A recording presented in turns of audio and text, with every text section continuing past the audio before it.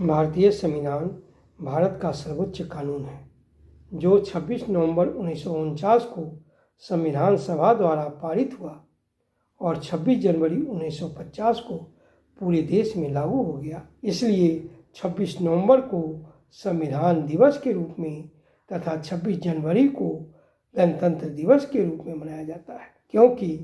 26 जनवरी 1950 को भारतीय संविधान प्रभावी होते ही भारत एक प्रभुत्व संपन्न गणराज्य बन गया। भारतीय संविधान एक लिखित दस्तावेज है जो सरकार के विभिन्न संस्थानों, विधायिका, कार्यपालिका और न्यायपालिका, केंद्र और स्थानीय सरकारों के बीच संबंधों को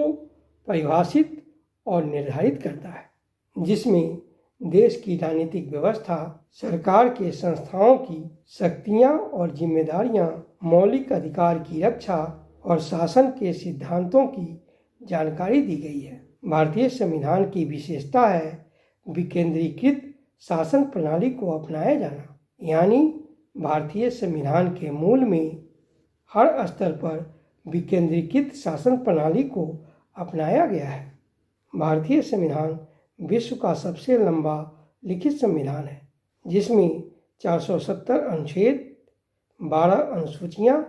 और 25 भाग हैं। मूल संविधान में 395 अनुच्छेद,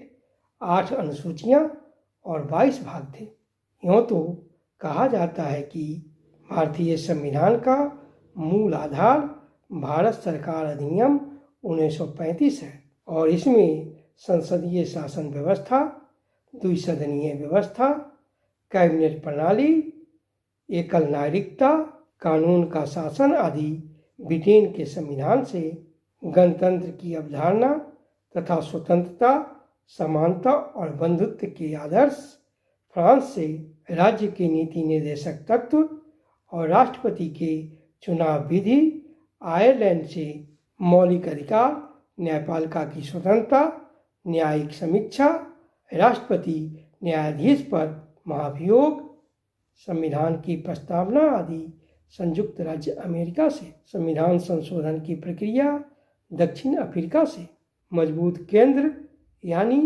एकात्मक के साथ संघात्मक शासन व्यवस्था कनाडा से, मौलिक कर्तव्य रूस से, समवर्ती सूची